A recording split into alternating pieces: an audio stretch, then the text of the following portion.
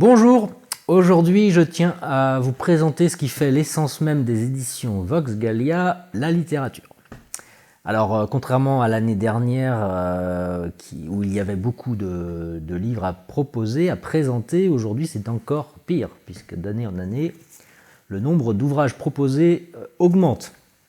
Avec cette petite nouveauté cette année, et c'est ça que je tiens à vous présenter aujourd'hui, ce sont les bandes dessinées que je vous propose, les bandes dessinées des éditions du Triomphe.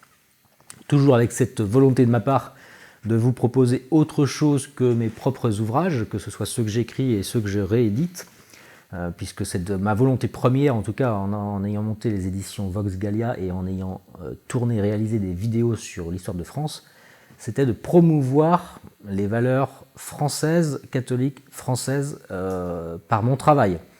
Et que ce soit les objets historiques, que ce soit les drapeaux, que ce soit autre chose, il y a toujours cette volonté de ma part de défendre ces principes.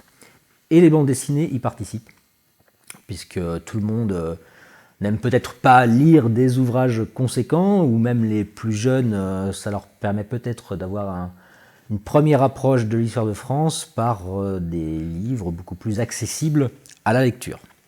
Alors il y a un certain nombre de références que j'ai décidé de vendre, toujours sur cette thématique Clovis, Louis XVI, la monarchie française. Donc, commençons. Une bande dessinée sur les châteaux forts. Donc là, vous allez plonger dans l'épopée médiévale. Deux ouvrages sur les croisades, plus particulièrement sur les croisés, avec deux tomes. Le tome 1, des origines à l'an 1162. Donc la première partie des premières grandes croisades, et le tome 2, bien évidemment, c'est la suite, de 1162 à la fin des États latins. Donc là, vous avez avec ces deux bandes dessinées une vision très agréable sur les croisades qui permettra aux plus jeunes de découvrir ce qu'elles ont été. Une bande dessinée sur Sainte Geneviève, une grande sainte de notre histoire de France. Les Parisiens savent de quoi je veux parler. Une bande dessinée sur Sainte Clotilde, première reine des Francs, l'épouse de Clovis, celle qui a permis à Clovis en tout cas de se convertir, grâce notamment aussi à Saint-Rémy. Une bande dessinée que j'affectionne tout particulièrement, et vous comprendrez pourquoi, puisqu'il s'agit d'une bande dessinée sur le grand règne de Saint-Louis. Beaucoup plus récent, parce que vous savez que j'aime beaucoup le Moyen-Âge, le Moyen-Âge central, le XIIe, le XIIIe siècle, mais là on est sur une bande dessinée sur le règne de Louis XI. Beaucoup plus récent encore, mais ô combien importante, cette période de la Révolution française avec la grande épopée des chefs vendéens. Je parlais dans une précédente vidéo du drapeau vendéen que vous allez pouvoir arborer, ou un pins sur le Sacré-Cœur, la Fleur de Lys, mais là vous avez aussi la version lecture, bande dessinée sur l'épopée de Charette et des guerres de Vendée. Et le dernier venu sur le grand personnage qu'est Vauban, un grand architecte bien connu à qui on doit un certain nombre d'ouvrages à travers toute la France que vous pouvez encore visiter aujourd'hui.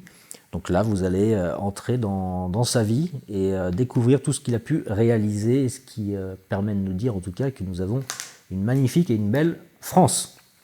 Et pour les livres, parce que c'est un peu le cœur de métier, vous avez les deux classiques, à savoir les deux ouvrages que j'ai écrits sur la vie de Saint-Louis.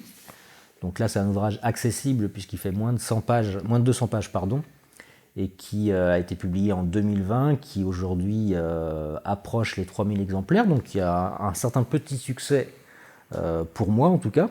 Je suis très, très content.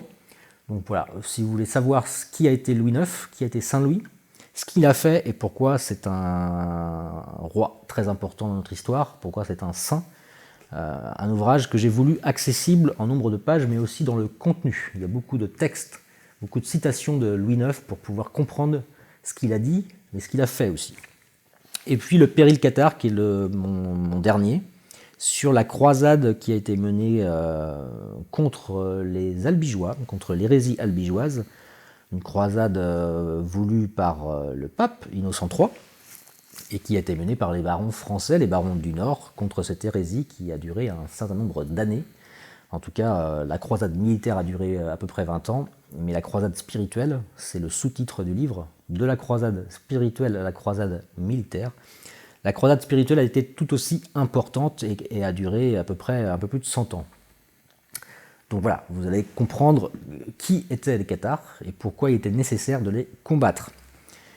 Là, c'est un ouvrage sur la féodalité, sur la chevalerie. Encore une fois, ce sont des thématiques qui m'intéressent énormément.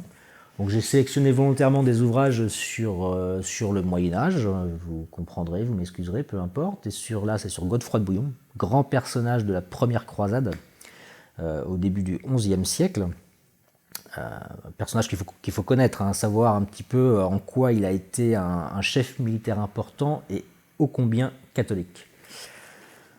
Un autre ouvrage sur la vie, la conversion de Clovis, qui s'appelle l'Évangile de Clovis selon la foi de nos pères. Donc c'est un ouvrage qui a été écrit par le frère Arnaud, qui est important dans le sens où il est différent des autres ouvrages écrits par les universitaires sur la vie de Clovis, qui tient sa particularité dans le sens où il se base sur des écrits de nos anciens historiens qu'on a souvent, ou trop souvent en tout cas, voulu mettre de côté. Mais le frère Arnaud a voulu se baser sur ces textes-là pour comprendre en quoi nos ancêtres ont transmis à leurs descendants cette histoire, l'histoire de la conversion de Clovis.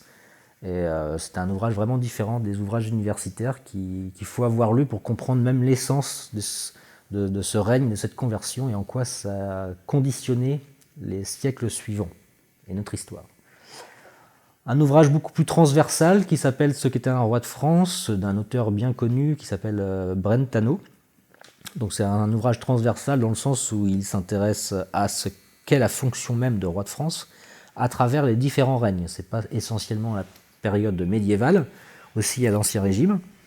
Donc là, vous allez savoir, enfin, contrairement à ce que peut nous raconter l'éducation nationale, la fonction du roi n'est pas de tyranniser ses sujets, bien évidemment.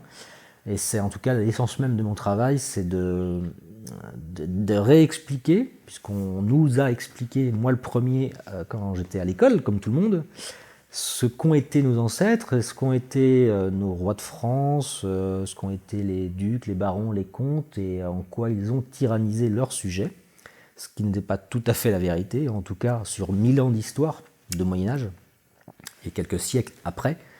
C'est un petit peu simpliste de dire que tout ça c'est la même chose. Dès qu'il s'agit d'un roi de France, c'est la tyrannie, et dès qu'il s'agit d'un président, c'est la démocratie. C'est pas aussi simple que ça, et en tout cas, une partie de notre histoire, surtout à l'époque médiévale où les valeurs étaient infiniment plus chrétiennes qu'aujourd'hui, vous vous en doutez, les choses n'étaient pas aussi simples et elles étaient un peu plus belles et vertueuses que ce qu'on nous a expliqué, et c'est ce que j'essaie de faire à travers mes livres, à travers mes rééditions et à travers mes vidéos. Voilà un bref aperçu des presque 20 livres que je propose dans la maison d'édition. Il n'y a pas que du Moyen-Âge, même si c'est une bonne partie. N'hésitez pas à me proposer d'ailleurs des ouvrages que vous connaissez, qui mériteraient d'être réédités. N'hésitez pas à cliquer sur le lien qui est en dessous de cette vidéo pour découvrir tous les ouvrages. Il n'y a pas que des ouvrages que je réédite, mais aussi des ouvrages que je propose qui viennent d'autres maisons d'édition que j'ai estimé être importants. Donc voilà, vous avez un catalogue étoffé, vaste, et vous allez pouvoir vous refaire l'histoire de France autrement que par ce que vous avez appris. Voilà. J'espère que vous allez trouver votre bonheur. En tout cas, je vous remercie de soutenir les éditions Vox Gallia, mais aussi toutes les éditions qui mettent en avant l'histoire de France, française, bien évidemment, catholique. Donc merci de votre soutien, c'est très important pour moi, pour nous, puisque ça permet en tout cas de poursuivre notre travail, mon travail, et c'est grâce à vous que c'est possible. En tout cas. Donc sachez qu'en achetant les livres, les objets, ça me permet de continuer et de développer, toujours avec cette volonté de promouvoir les valeurs françaises. Merci beaucoup, Je compte sur vous, je vous remercie et je vous dis à très vite. À bientôt, au revoir. Écouter des chroniques historiques en vidéo, c'est excellent. Mais lire, c'est encore mieux. Alors si vous souhaitez en connaître plus sur votre histoire, rendez-vous sur la boutique de ma maison d'édition, les éditions Vox Gallia. Faites le plein de livres et apprenez-en davantage sur ce qui a fait la gloire de notre pays. Bien connaître notre histoire de France nous permettra de mieux la transmettre. Cliquez sur le lien en description de la vidéo pour découvrir tous les livres disponibles.